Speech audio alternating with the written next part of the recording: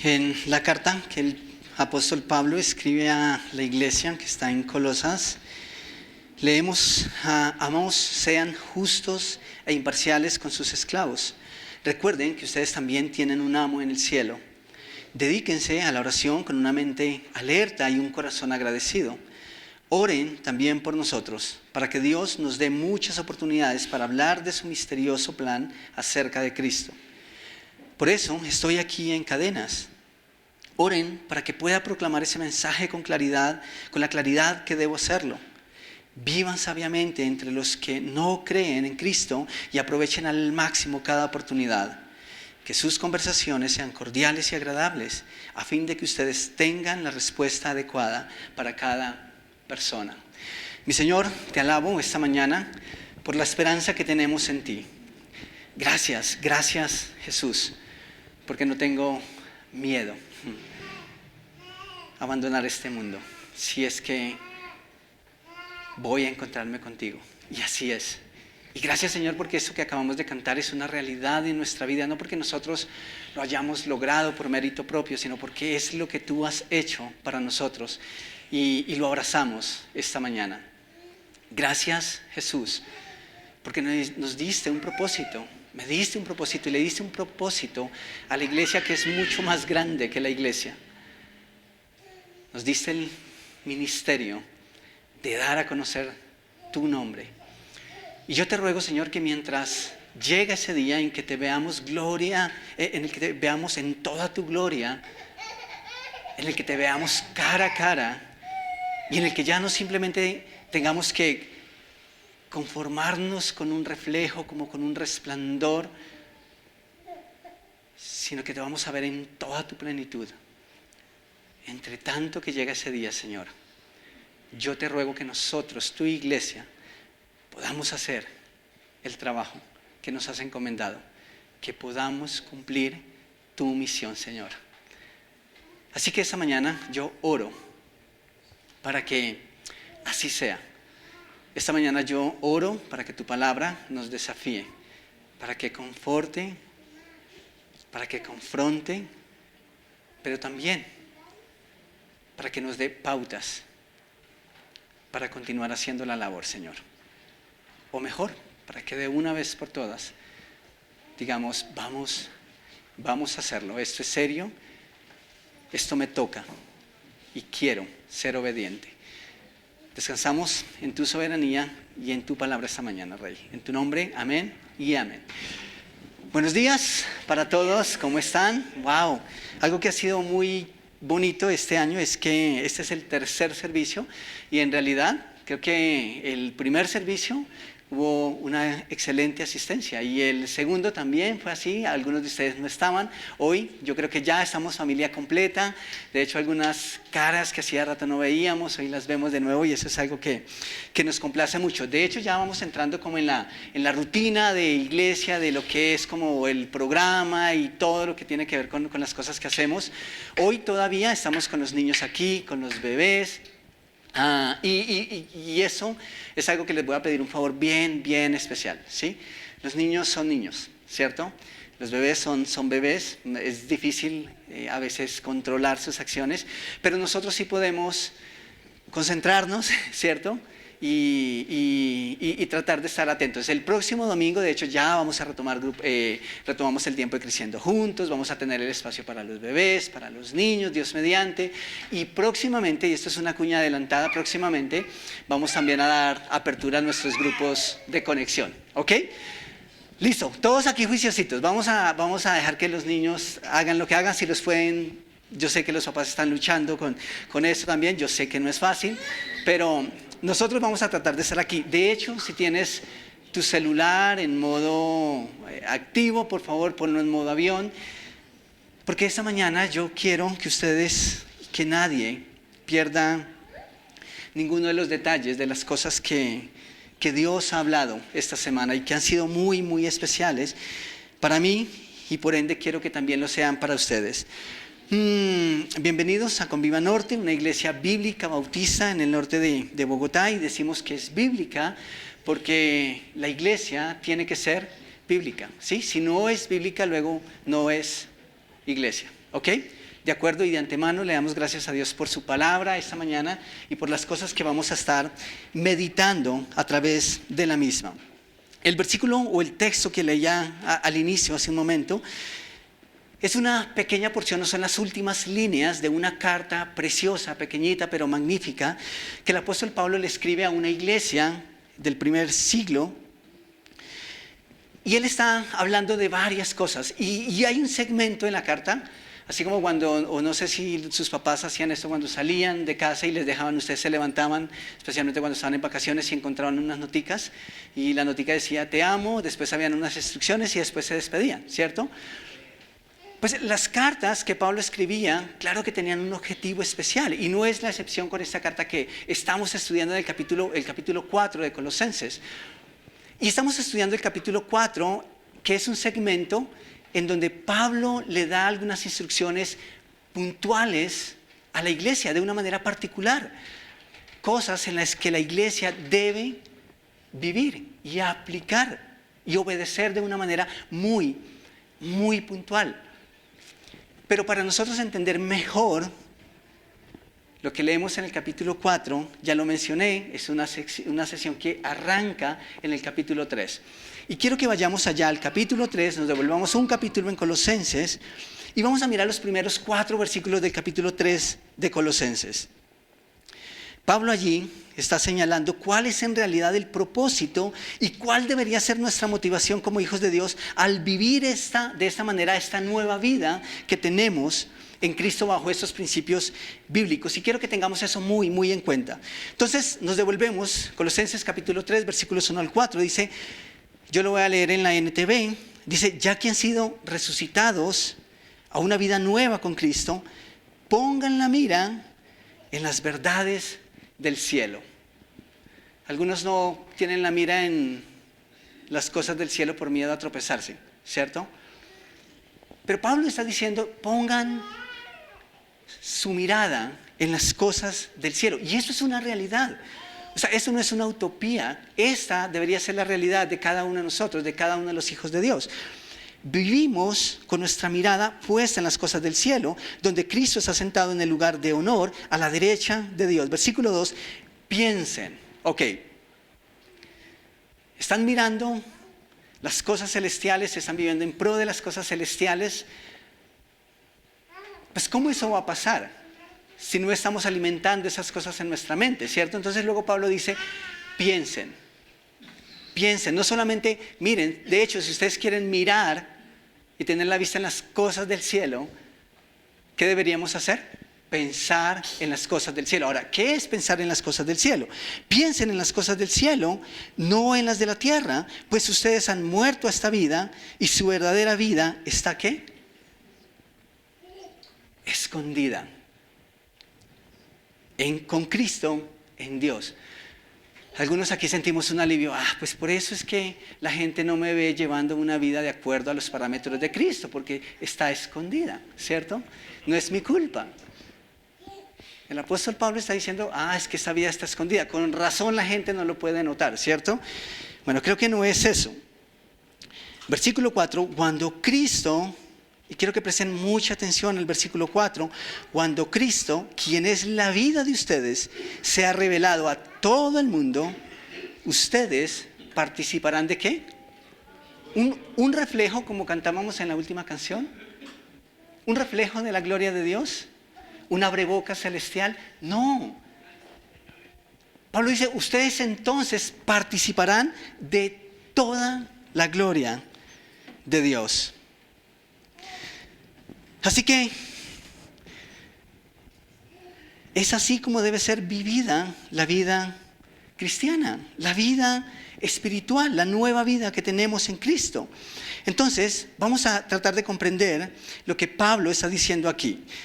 Quiero que miremos ahí en Colosenses 3 un par de versículos y un par de palabras en cada uno de esos versículos. En el versículo 3 de Colosenses 3 leemos, nuestra vida está escondida con Cristo en Dios. Y quiero que tengas esa palabra en mente, ese término escondido o escondida en mente. Y quisiera que avanzáramos al versículo 4. si entendemos el versículo 4, seguramente vamos a comprender un poquitico mejor esto de qué significa que está escondida. La clave, entonces en el versículo 3, o la palabra clave es escondido, escondida. En el versículo 4, la clave es la palabra revelada o manifiesto. Entonces el versículo 4 nos dice que un día participaremos de toda la gloria de Dios. Tengo una pregunta, ¿tú no sueñas con ese día? ¿Sí? ¿Lo anhelas? De 1 a 10, siendo 10 que amamos y esperamos y deseamos ese día, siendo 1 que definitivamente estás tan aferrado y amas tanto lo que haces aquí, tu vida aquí y ahora, que dices, pues chévere que eso va a pasar, pero la verdad es que yo estoy bien aquí, estoy conforme. ¿Cuánto pondrías en esa regla? Yo espero que si hemos creído y conocido a Jesús, en realidad nuestra respuesta es un 10 rotundo. O como decimos a veces, 12 sobre 10. Pero que en realidad estamos tan deseosos de ver a Cristo en toda su gloria, que realmente es algo con lo que soñamos y es algo con lo que vivimos y meditamos. Entonces el versículo 4 dice, un día participaremos de toda su gloria. La pregunta que tenemos ahora es, ¿cuándo? ¿Cuándo? Usted y yo no lo sabemos, ¿cierto? Bíblicamente es difícil entender cuándo eso va a pasar. De hecho, los discípulos le preguntaron antes de la ascensión de Jesús, ¿cuándo va a pasar que vienes e instauras tu reino? Les dijo, a ustedes no les toca saber esas cosas. Por ahora hay otras que sí deben saber y otras que sí deben hacer. Entre otras cosas, vayan y prediquen. Eso sí les toca hacer. Pero no sabemos, sin embargo, aquí hay una pauta maravillosa. Versículo 4, y quiero que estén ahí en la Biblia conmigo, o si no aquí en la pantalla también está el texto. La respuesta es esta, cuando Cristo, quien es en la vida de ustedes, sea, ¿qué? Revelado a la iglesia Congregación Bíblica Bautista en Toberín, ¿cierto? No. Cuando Cristo sea revelado, ¿a quién? A todo el mundo. ¿Qué va a pasar con nosotros? ¿Qué va a pasar con su iglesia? ¿Qué va a pasar con sus hijos? Díganlo con confianza. Sí. Otras versiones dice, cuando Él sea manifestado, entonces nosotros seremos manifestados con Él. Y quiero hacer énfasis en eso, porque nosotros como iglesia, claro que entendemos que Él un día va a regresar por nosotros, ¿amén? ¿Sí? Lo sabemos, ¿cierto? En nuestra mente eso está. Y ahora que nosotros leemos, cuando Cristo sea revelado, ustedes van a participar de toda su gloria. Ese cuando, de una u otra forma, alimenta, o por lo menos para mí es así, alimenta ese sentimiento de, ok, yo sé qué va a pasar. No lo sé, pero sé que un día va a pasar. Y es como si en mi mente, pues Albeiro, no tienes nada más que hacer. Espera a que ese día pase. Vas a participar, vas a verlo, lo vas a contemplar cuando esto pase. Pero quiero que veamos este mismo texto haciendo un pequeño ajuste. Quiero que cambiemos la palabra cuando por la palabra hasta. Hasta. Sin perder el sentido bíblico, ¿ok? Cuando yo pienso cuando, ok, en mi mente está. Sí, un día. Un día va a venir. Y no depende de mí, depende de Él. Cuando Él vaya a ser manifestado. Insisto, en mi mente es como, ok, necesito esperar. ¿Qué puedo hacer? Necesito esperar. Pero cuando nosotros decimos, en vez de leer, cuando Él sea manifestado, sino que estaremos escondidos hasta cuando Él sea manifestado, tiene otro sentido. Sonaría como algo así, nuestra verdadera vida está escondida o estará escondida en Cristo. ¿Hasta cuándo?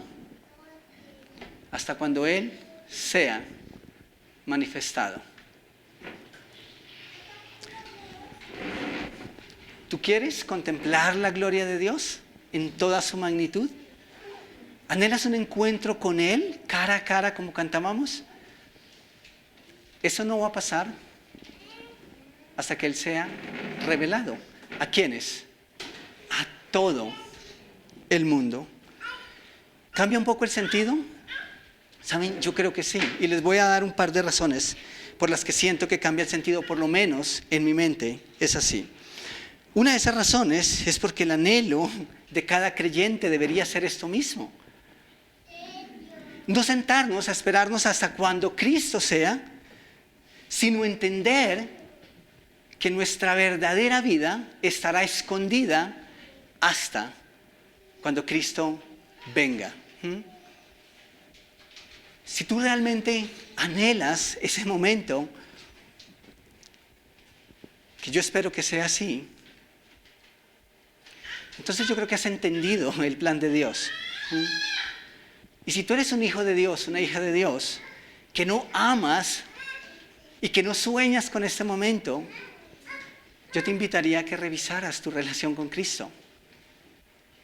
Porque después de todo, de eso se trata la vida cristiana, y esa es nuestra promesa y es nuestra esperanza. Que todo esto un día va a pasar y que entonces ya no vamos a tener que esperar más y que vamos a estar cara a cara con Él. Ahora, esto simplemente nos dice, si lo anhelamos, entonces hay algo que vamos a hacer. Si anhelamos nuestro encuentro con Él, hay algo que nosotros debemos hacer. La siguiente razón es, entre otras cosas, que aquí hay algo que detiene el rapto, que detiene la segunda venida de Cristo. Y esta es una verdad crucial para nuestra fe. Y esta es una verdad que atraviesa la Biblia desde el Génesis hasta el Apocalipsis. Y es esta: para cuando Cristo venga, todos habremos escuchado ¿qué? El Evangelio. Sí. Sí. ¿Saben cuándo Cristo va a ser revelado? Sí, señores. Así es. Y entonces de lleno nos encontramos ante una pregunta importante. ¿Tú anhelas ver la gloria de Dios en toda su magnitud? ¿Quieres que sea pronto? No tenemos el día ni la fecha, ¿cierto? Pero tenemos aquí una pauta que nos hace pensar que debemos y podemos hacer algo. Yo no sé si eso va a aligerar la venida de Jesús, no sé. Pero, ¿saben? Incluso esta semana pensaba en, entonces, en la medida en que nosotros prediquemos el Evangelio y las personas más rápido conozcan de su Evangelio, entonces Él va a venir. Y por un momento pensaba en lo osado que puede ser ese pensamiento, porque entonces es como si yo le manejo la agenda a Dios. Pero después pensaba, ¿recuerdan ustedes una pequeña frase, una pequeña línea en la oración modelo del Padre Nuestro que nos dejó nuestro Señor Jesucristo? Ustedes recordarán esa línea que dice, ven a nosotros tu reino. ¿Acaso eso no es lo que deseamos? Sí. Si nosotros queremos como iglesia que el reino de Dios venga, entonces vamos a llevarlo, vamos a comunicarle a las personas acerca de ese reino. Entonces no tiene nada de loco pensar de esta manera. Si amamos, si deseamos que Cristo sea revelado a todos, entonces vamos a hacerlo nosotros. La iglesia necesita hacerlo.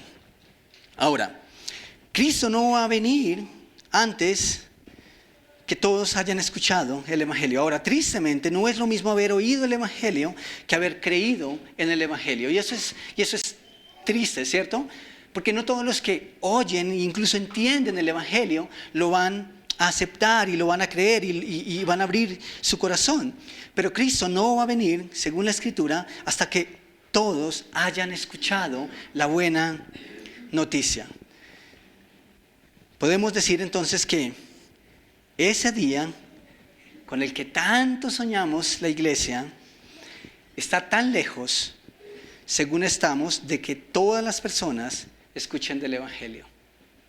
¿Es entendible lo que estoy tratando de decir? Sí. Sí. Es así de simple, iglesia.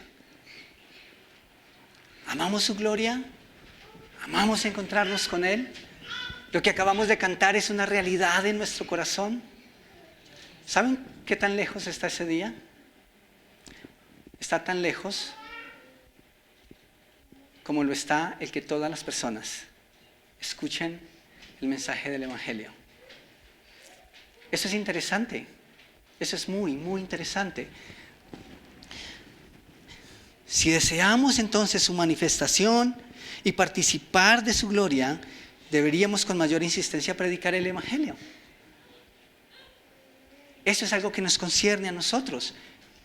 Este es el tiempo que la iglesia tiene para predicar el Evangelio de Cristo. Vamos a 2 de Pedro, capítulo 3, versículo 9. Esto es lo que el apóstol Pedro escribe a la iglesia.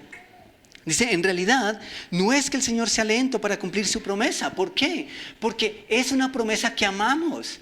Es una promesa que la iglesia ciertamente espera con anhelo ferviente. Entonces dice, no es que el Señor sea lento para cumplir su promesa, esa que tanto aman y esperan, y de la cual cantan y en la cual nos regocijamos. Algunos estaban pensando eso. Pero luego Pedro dice, al contrario, Él es paciente por amor de ¿quién? De ustedes. ¿Y saben que eso me parece interesante? Porque cuando nosotros leemos que Él es paciente por amor de... Uno diría, bueno, pues por amor a los que no conocen, ¿cierto? Pero no es solamente por amor a ellos. Es también por amor a su iglesia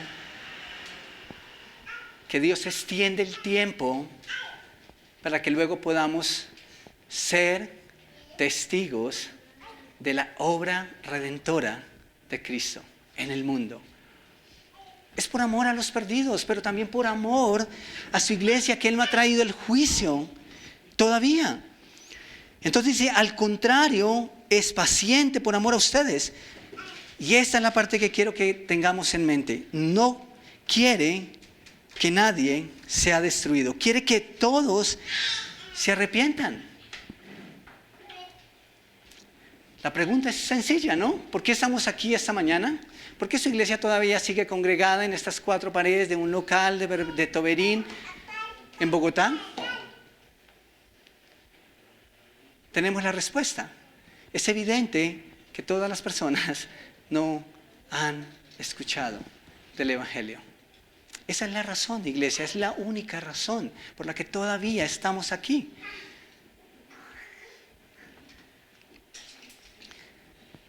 ¿Recuerdan la palabra escondido? Nuestra vida está escondida en Cristo, en Dios, y no será manifestada, y no seremos manifestados hasta que Cristo sea manifestado. ¿Saben? Una definición práctica, y quiero ser práctico en esto. Una definición práctica, entre otras cosas, de que está nuestra vida escondida, es esta. Es que tenemos una visión limitada de la gloria eterna. Eso significa que en este momento nuestra vida está escondida en Cristo. Tenemos una visión de una u otra forma limitada de la gloria eterna. Puede significar también que tenemos una visión limitada de la vida espiritual aquí y ahora. Y puede significar también que por eso vivimos vidas que el mundo no necesariamente aplaude. Y por eso muchos son perseguidos. Porque no comprenden nuestra manera de vivir y porque no entienden los principios por los cuales la iglesia de Dios se rige, vive, se dirige, camina. Por eso muchos son perseguidos todavía. Para ellos, nuestra vida en Cristo todavía está, ¿qué? Escondida. ¿Saben qué me parece interesante? Esta semana meditaba en... Por eso es tan difícil. Y por eso cada vez que sufrimos, nuestro pensamiento es, Jesús, ven ya, ven ya, ¿cierto? Y sí, hemos hablado de eso 1000 veces y a veces pensamos, ese sentimiento es egoísta. Porque solo queremos, es como si quisiéramos encontrarnos con Jesús porque queremos dejar de sufrir. Y no debería ser la motivación, pero es parte de la motivación. Pero quiero que pensemos en esto. Nuestra vida está escondida y tiene mucho sentido. El mundo no nos puede comprender. Por eso es tan difícil en un mundo que opera bajo la ley del más fuerte, del más audaz, poner en la otra mejilla cuando nos dan en la primera, ¿cierto? Es difícil. Pero de una u otra forma todo esto está escondido, especialmente para los que no creen en Cristo. Y cuando nosotros experimentamos todas estas luchas, todas estas tensiones en el mundo, decimos, pero ¿por qué el mundo no nos aplaude? ¿Por qué cuando queremos hacer las cosas para Dios de la manera correcta es cuando más encuentro obstáculos? Tu vida todavía está escondida. Y yo tengo una pregunta más puntual. ¿Para ustedes a veces nos resulta difícil vivir la vida espiritual, la vida cristiana? Si es difícil para nosotros, ¿por qué tendríamos que esperar que para el mundo esté toda revelada y que nos comprendan? ¿Me estoy haciendo entender? Otra pregunta. ¿Quieres que el mundo entienda por qué vives de esta manera? ¿Quieres que el mundo entienda el misterio de por qué vives diferente y por qué tu vida es diferente? Pues no va a pasar. No va a pasar. Al menos que todos conozcan el Evangelio. Esa es una excelente pauta para la iglesia. Eso no va a pasar antes que el Evangelio haya llegado a cada persona. Ese día no llegará hasta que hayamos presentado el Evangelio a cada criatura. Ahora tengamos cuidado con eso. Cuando apenas era un adolescente, llegué a la iglesia a la edad de 14, 15 años. Eso fue gracias a Dios y a su misericordia para conmigo. Y recuerdo muchas cosas y cosas que amé desde el principio. Dentro de ellas, ser o estar tremendamente motivado a compartir el Evangelio y la palabra de Dios con otras personas. Ahora pienso que eso, más que una pasión natural, fue algo inculcado o infundido, casi que como una amenaza. Y les voy a contar por qué. Las profesoras de escuela dominical tendían a dar un detalle o un regalo al fin de cada mes a los niños que hicieran algunas cosas en particular. Por ejemplo, le daban un regalo a los niños que al final de mes habían memorizado más versículos. Daban un detalle, un reconocimiento a los niños que habían asistido fielmente durante ese mes. Y también daban un reconocimiento a los niños que durante ese mes habían llevado a otros chicos a la escuela dominical o a la iglesia. En varias ocasiones escuché esa última parte de invita a otros, acompañada de frases como: si las personas se condenan es por tu culpa, por no predicarles el Evangelio. Y otras veces escuché cosas como: ¿qué vas a hacer? ¿Cómo te vas a sentir cuando estés en el cielo, en la gloria de Dios?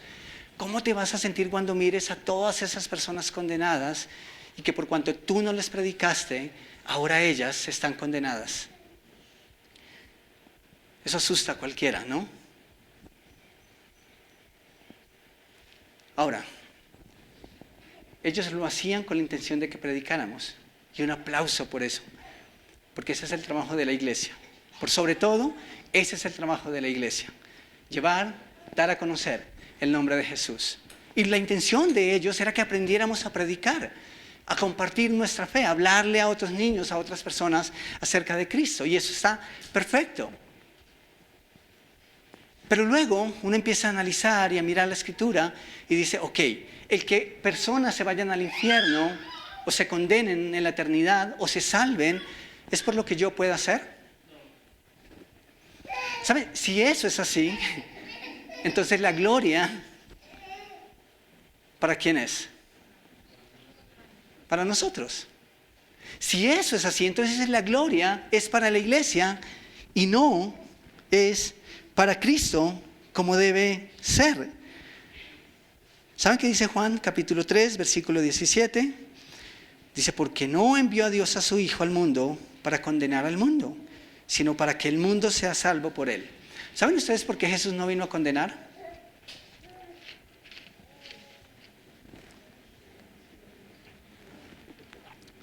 La razón por la que Cristo no vino a condenar al mundo es porque el mundo ya está condenado.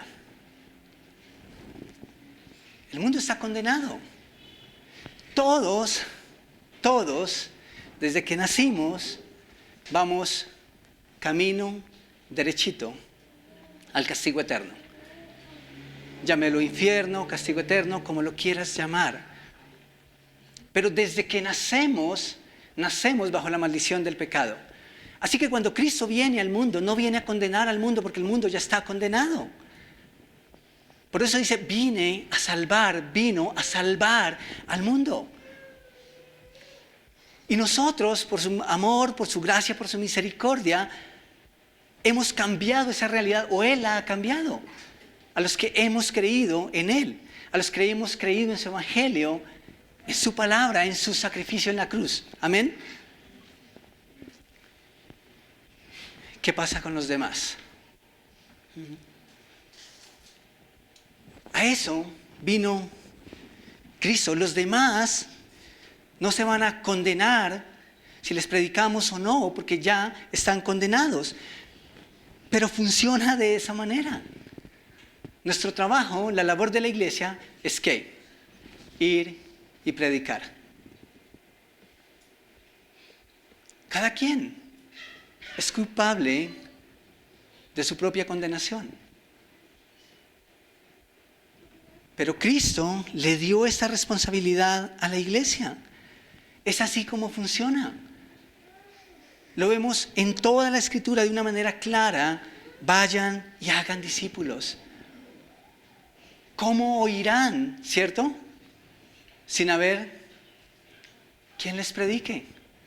Esa es la misión de la iglesia. Entonces, volvemos al mismo punto. Si amamos a Jesús y en verdad anhelamos su regreso, entonces vamos a entregar el evangelio a toda costa lo más pronto posible. ¿Saben? Esa era la idea de el retorno de Jesús de la iglesia en el primer siglo. Ellos anhelaban y esperaban y tenían esta idea de que Cristo iba a regresar pronto. De hecho, por eso para ellos fue más fácil desprenderse de todo lo terrenal. ¿Recuerdan el versículo que leíamos en Colosenses capítulo 3, versículos 1 y 2? Pongan la mirada en las cosas del cielo, piensen en las cosas del cielo, no en la tierra. ¿Por qué para la iglesia primitiva fue fácil incluso despojarse de sus bienes y venderlos y darlos a los pobres? Ahora, ese no es un principio universal para la iglesia y por favor entendamos eso, ¿no? Pero ¿por qué para ellos fue tan fácil? ¿Saben por qué fue tan fácil? Sí, por el pensamiento y la idea que tenían de que Cristo iba a regresar pronto. Y cuando Cristo regresa, entonces ya nada de lo que ahora vale tiene algún sentido. Pero ¿saben también qué me lleva a pensar esto? ¿Saben por qué la iglesia primitiva se esmeró tanto? ¿Y por qué el evangelio avanzó tanto en el primer siglo? Yo creo que por eso mismo. Porque en algún punto ellos entendieron que la venida de Cristo estaba tan lejos como estamos y como ellos estaban, de que cada persona escuchara del evangelio. ¿Me estoy haciendo entender? ¿Qué va a hacer la iglesia que ama la venida de su Señor? Preparar el camino, ¿cierto? Preparar el escenario.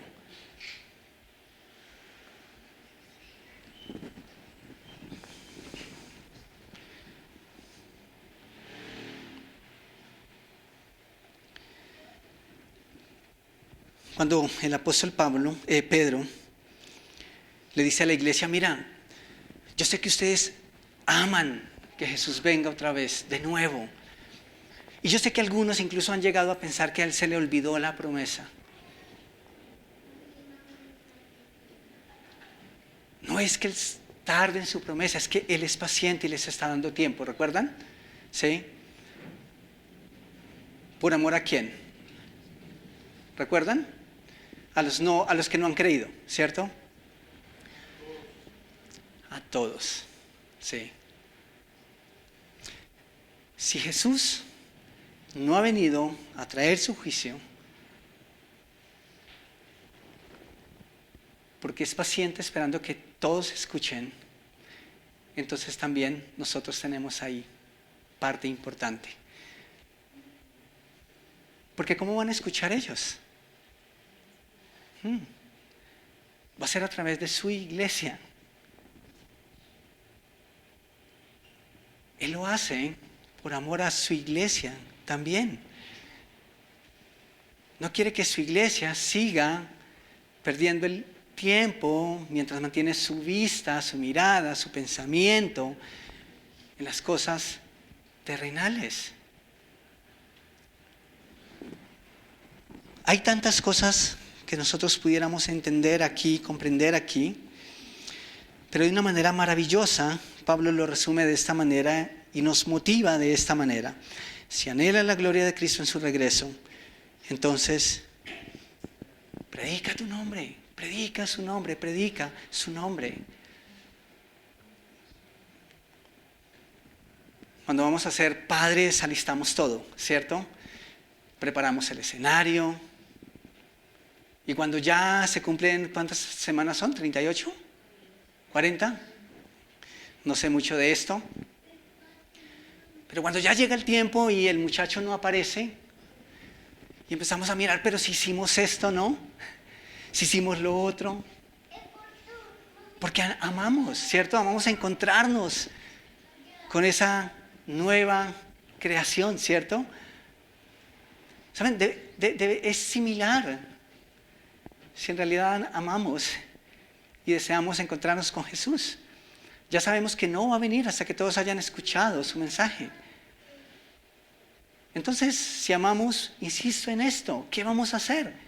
Sí, vamos a ponernos pilas y vamos a propiciar el escenario.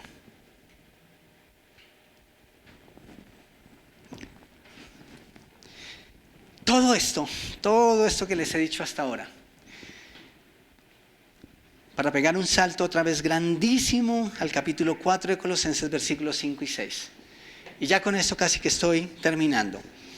Pero todo lo que mencioné antes es para que comprendamos unas pequeñas palabras aquí en estos dos versículos. Colosenses capítulo 4, versículos 5 y 6, Pablo dice, vivan sabiamente entre quienes. ¿Eso significa que podemos vivir neciamente entre los que sí conocen? La pregunta sobra, ¿cierto? Pero no está de más que decimos, no, pues no significa eso.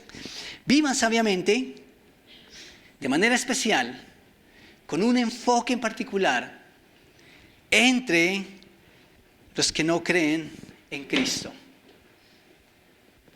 Y aprovechen así cada oportunidad, porque dentro de otras cosas, la forma en cómo vivimos, sí la ven, querramos o no, los que no creen. Y querramos o no, ellos van a querer conocer, saber de Cristo, saber conocer de su iglesia, o simplemente dar un paso al costado y decir, si eso es ser esto, yo no quiero saber nada. Ahora, eso tampoco los excusa, ¿ah? Pero nosotros ahí sí tenemos responsabilidad. Vivan sabiamente entre los que no conocen de Cristo y aprovechen al máximo cada oportunidad para hablarles del Evangelio. Versículo 6, que sus conversaciones sean cordiales y agradables a fin de que ustedes tengan la respuesta adecuada para cada persona. Otras versiones dicen para con los de afuera. Vivan sabiamente entre los de afuera. ¿Y quiénes son los de afuera? Los que no conocen, sí, los que no han creído todavía.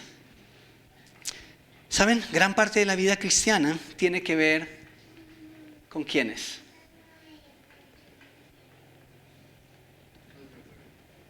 Con los de afuera.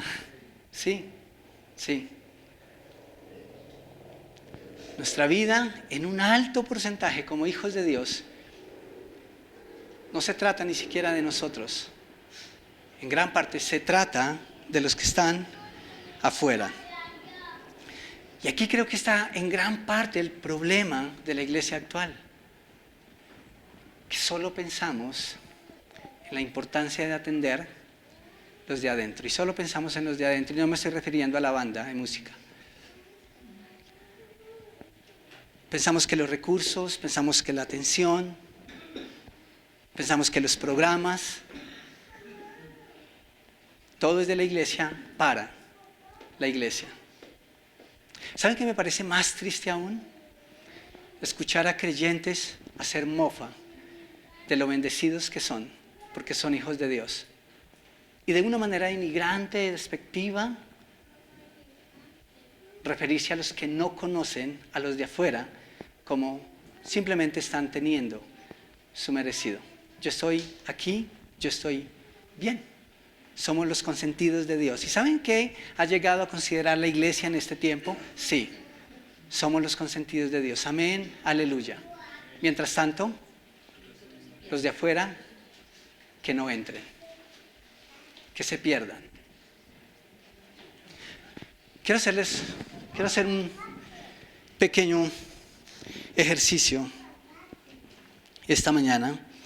Antes de ello, quiero que vayamos a Mateo, capítulo 5, versículos 46 y 47.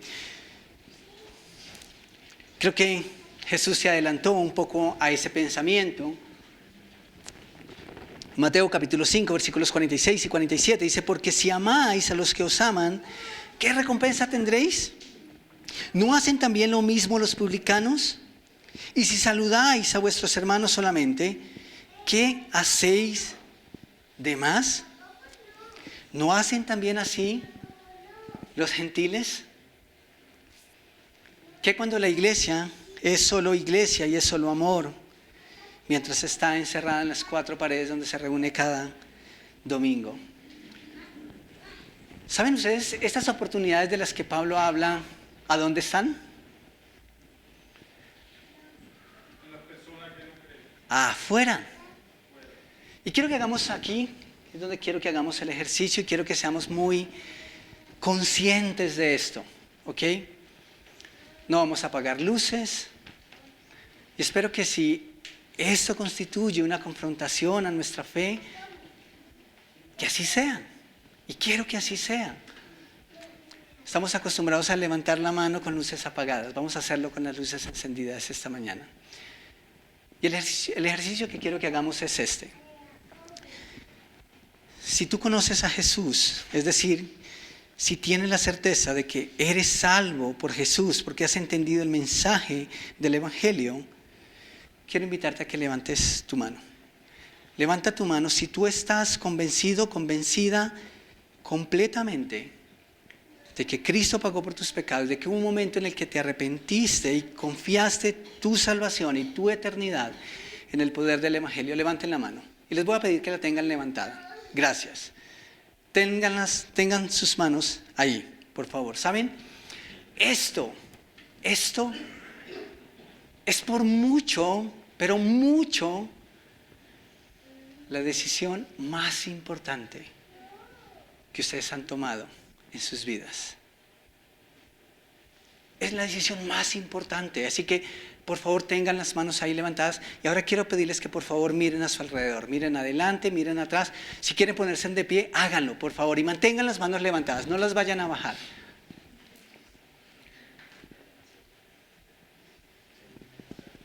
Ok, contemplen el panorama. Ok, ahora pueden bajarlas.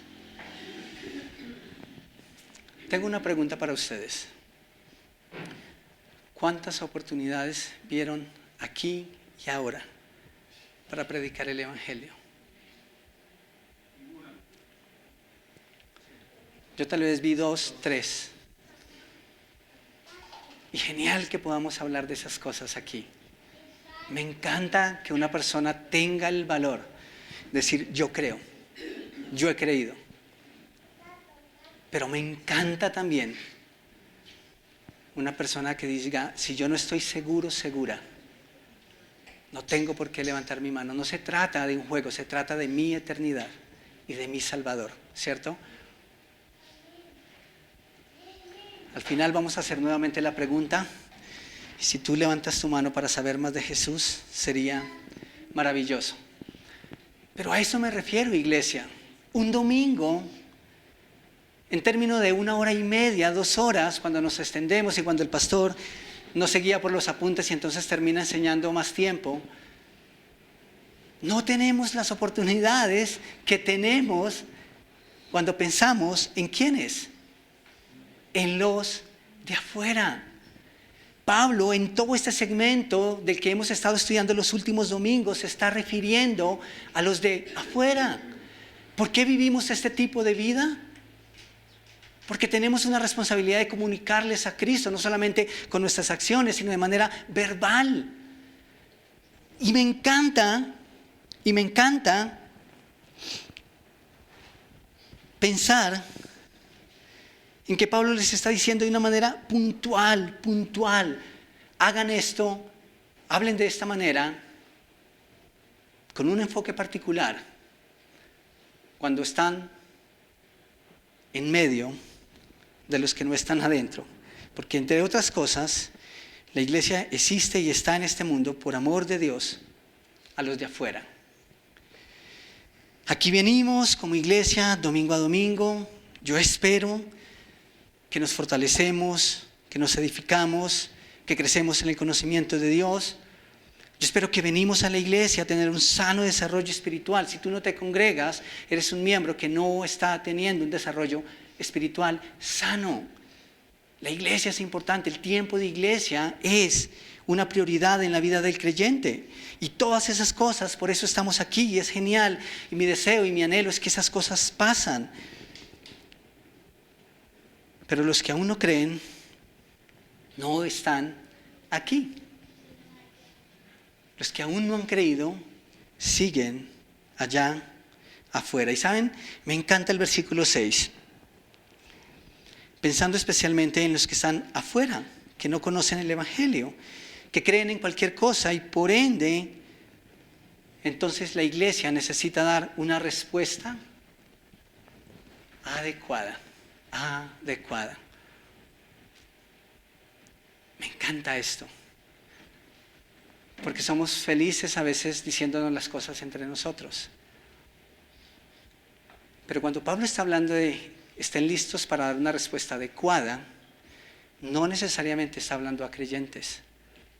Está hablando a personas que van a demandar una razón de nuestra fe. Está hablando particularmente cuando tenemos conversaciones fuera de estas 4 paredes. Versículo 6, que sus conversaciones sean cordiales y agradables, a fin de que ustedes tengan la respuesta adecuada para cada persona. Y saben, eso se puede equiparar o comparar a lo que también escribe el apóstol Pedro. Vamos a la primera carta de Pedro, capítulo 3, versículo 15. Y quiero que leamos lo que Pedro está diciendo. Sino santificad a Dios, el Señor, en vuestros corazones, y estad siempre. Va a hacerme para un ladito, por favor pueden leerlo ahí, si no tienen la Biblia en sus celulares o sus Biblias físicas. Dice, estén siempre preparados. ¿Para qué? Para presentar defensa. ¿Con qué? ¿Y qué más? Mi respeto. Respeto por lo que creen los demás. Pero de una manera preparada, anticipada, preparada.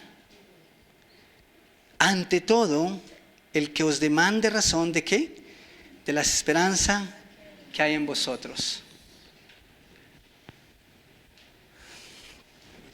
¿Quiénes van a demandar razón de lo que creemos? ¿Nuestros hermanos en Cristo? Yo espero que no. Yo espero que no. Y claro que tenemos conversaciones en torno a Cristo, tenemos dudas, claro que sí las tenemos. Pero de una u otra forma hablamos y estamos hablando el mismo idioma. ¿Me hago entender? Entre creyentes hablamos el mismo idioma y yo espero que sea así si es que hemos creído en el mismo evangelio. Pero ¿quiénes van a demandar argumento y razón de nuestra fe? Sí, los que no conocen.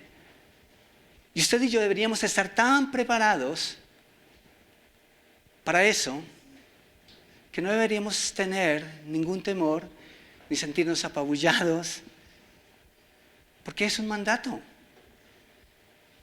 Estad siempre, siempre preparados para hablar y para dar una razón, para dar la verdad del Evangelio a todos aquellos que no lo creen. Cuando Pablo escribe la carta a los colosenses, entre otras cosas, el propósito es contrarrestar con la verdad todos los engaños y las falsas enseñanzas que habían golpeado de la iglesia en Colosas.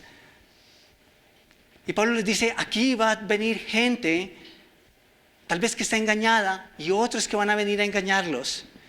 Entonces Pablo dice que sus conversaciones y que su sentir y que su actuar sea el de dar, ¿qué? Una respuesta adecuada.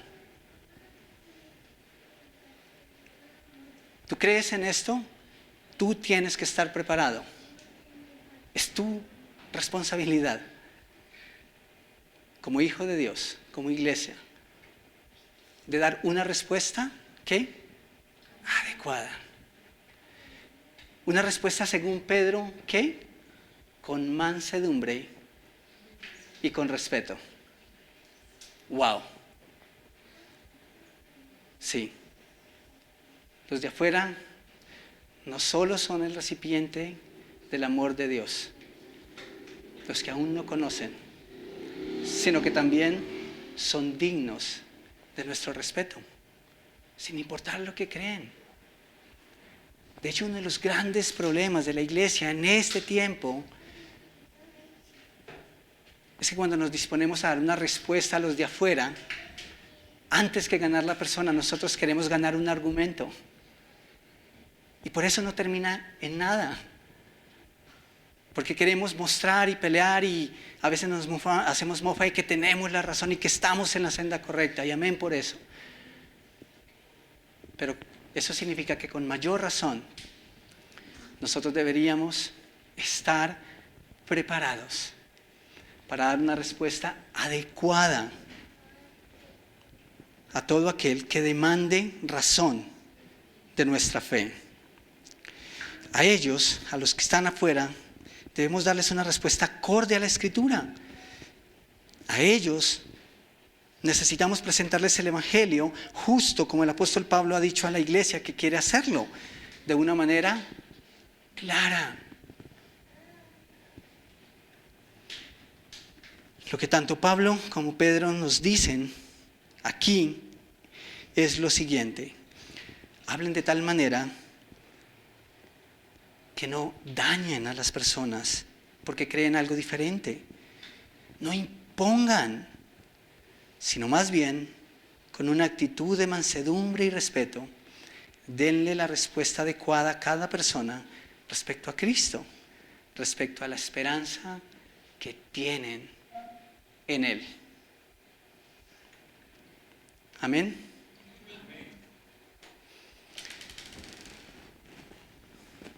Esa no se pierde, tranquila. Hay dos cosas aquí. Estamos hablando de los de afuera y estamos hablando de los de adentro, ¿cierto? En gran parte de esta mañana nos hemos enfocado en los de afuera. Dentro de 8 días, Dios mediante, vamos a estar hablando de la importancia de los de adentro, o sea, de la iglesia. Pero tengo una pregunta para ti ahora, nuevamente. Hablando de los que están afuera y de los de adentro, ¿tú dónde estás? ¿Qué implica? Amén. ¿Qué implica estar adentro o estar afuera? quiero que tomemos un momento de oración, por favor. Y quiero pedirte que si quieres inclinar tu rostro, lo hagas. Si quieres cerrar tus ojos, está bien. Y quiero que este tiempo sea entre tú y Dios y nadie más. Quiero que por un momento te desconectes de tu entorno, de la persona que está a tu alrededor, a tu lado. Y quiero que respondas de todo corazón esta pregunta. ¿Estás dentro o estás afuera? Te voy a decir rápidamente qué implica estar afuera y qué implica estar adentro. Todos nacimos afuera. Afuera de la iglesia, afuera del cuerpo de Cristo, lejos y destituidos de la gloria de Dios. No podíamos siquiera tener la esperanza de verla algún día por nuestro pecado.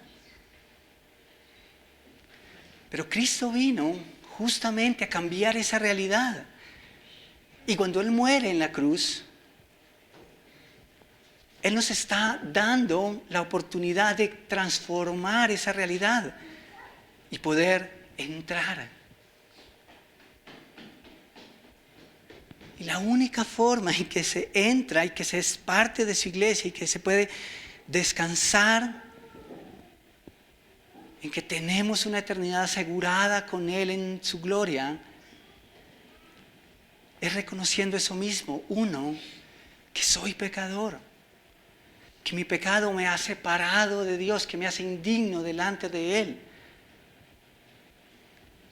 Dos, entender que por eso Cristo mismo vino, porque yo no podía lidiar con mi pecado, entonces Él vino a morir en mi lugar. Él pagó el precio por mi pecado, por tu pecado.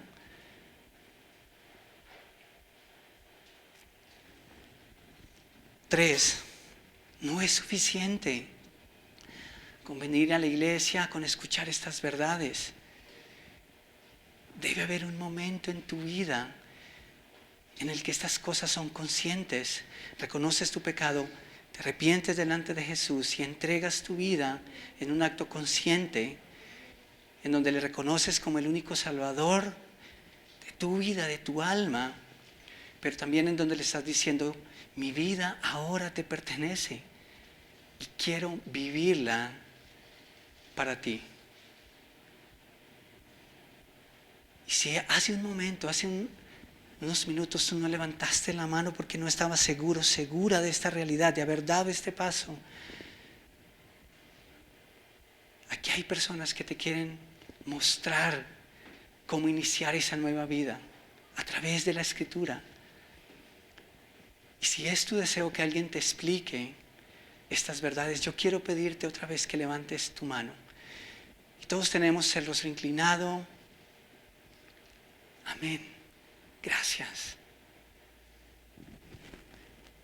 Gracias. ¿Puedes mantener tu mano levantada, por favor?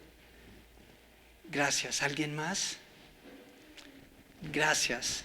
Muchas gracias.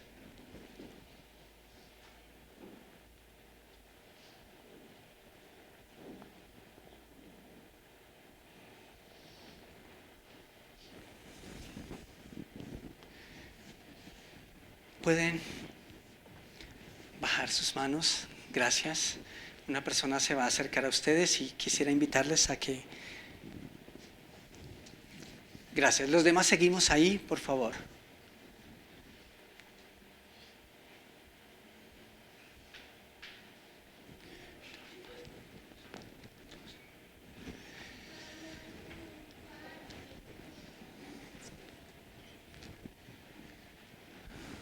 ¿Cómo has estado viviendo tu vida cristiana, tu vida como hijo, como hija de Dios? Y aquí ya me estoy refiriendo a personas que han dado este paso. ¿Anhelas de todo corazón este día? Yo no sé si nosotros podemos cambiar o transformar los tiempos de Dios, pero me llena de esperanza que Él me diga, estoy siendo paciente para que todos conozcan, y que luego yo pueda entender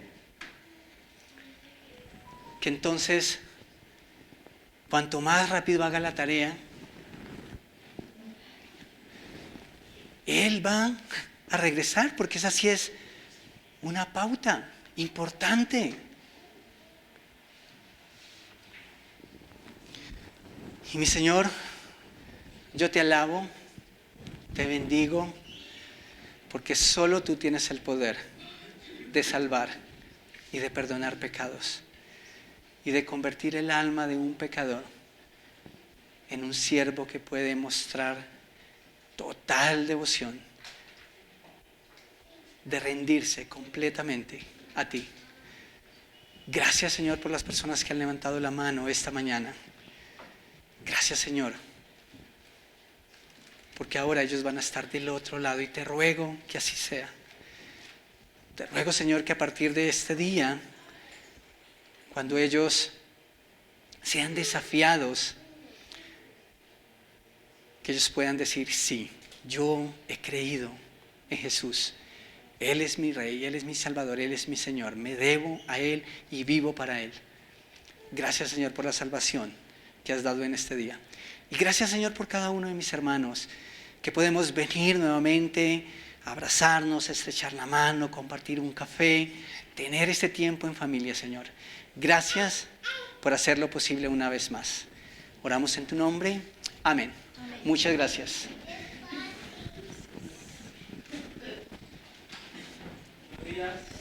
Buenos días. Sí, ahora sí. Buenos días. Igual yo creo que me escucharon.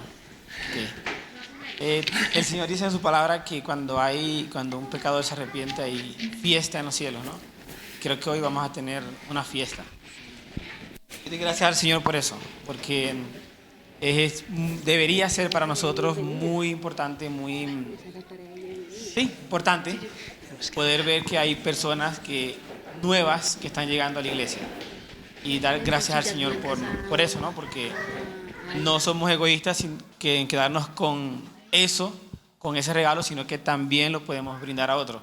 Quería decir algo rápido con respecto a esto. Esta semana, en mi barrio, en mi vecindario, digamos, hay un hombre que toma muchísimo. Todos los días toma. Yo iba camino al D1 a comprar algo, y el hombre me lo encuentro tirado en el suelo. Y yo iba pasando, yo lo voy ahí, pero pensé que estaba durmiendo, qué sé yo. Y él me pide ayuda. Yo regreso, le doy la mano y lo levanto. E intenté darle el mensaje de salvación. Y fue muy difícil, porque pues de primera pues él no escuchó. Aunque él me dijo, no, en imágenes, en su casa tiene unas imágenes de Jesús. Y él me dice, ¿tú me estás hablando de él? No, él vive conmigo, me dice. Y obviamente uno entiende en esa ignorancia, en eso, que creemos que sí, Jesús es una imagen, no, nada más. ¿Y por qué les cuento esto? Porque por lo que el pastor predicaba, que tenemos que estar preparados para saber qué decir a cada una de las personas, como dice su palabra. Que el Señor nos ayude, porque a veces sí queremos hacerlo, pero tenemos que estar preparados también. Que el Señor nos pueda usar a cada uno de nosotros a estar listos para poder llevar su palabra. No solo hablar, porque no solo se trata de hablar, sino estar listos para cada pregunta, para cada argumento, para cada cosa. Y que el Señor nos ayude a eso. Bienvenidos nuevamente. Hay personas nuevas por aquí. No, creo que... sí, por allá. Bienvenida.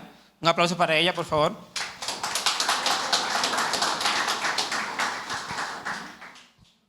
Y, allá atrás sí, ya los conocemos. Bueno, bienvenidos a todos. Unos anuncios rápidamente. Creciendo Juntos, ya la semana que viene comenzamos nuestro tiempo de Creciendo Juntos. También los niños, como ya el pastor mencionó, que es la próxima diapositiva, comienzan. Sé que a veces es un poquito complicado, pero creo que Dios nos ha ayudado a mantenernos ahí controlando a los niños. Así que se preparan los niños para la semana que viene. ¿Qué otra cosa tenemos? Grupos de conexión, también el pastor creo que ya nos adelantó un poco. Todavía no hay fecha, como pueden ver, no hay fecha todavía, pero está pronto a hacer esos grupos. ¿Qué hacemos en los grupos? Es como simplemente donde hay un poco más de, digamos, de intimidad, donde podemos hablar un poco más directo de esas necesidades, luchas, peticiones de oraciones que tengamos para crecer como iglesia. Y todos también son bienvenidos. La zona también pronto, no hay fecha todavía, pero ya casi que comenzamos la zona. Y damos gracias al Señor por los diezmos y ofrendas. Creo que he sido un poco insistente en esto, pero creo que es importante que estemos orando por esto, porque de verdad que las finanzas no están bien. No están bien, y no quiero con esto como pretender nada, simplemente más que lo tengamos presente y seamos conscientes de esta realidad, de que oremos al Señor y que nos ayude, porque de verdad que está siendo un tiempo bastante difícil. Así que oremos, así como oramos por otras cosas que nosotros queremos, también que esto esté en nuestra lista de oraciones y que podamos como iglesia pues también cumplir con esto.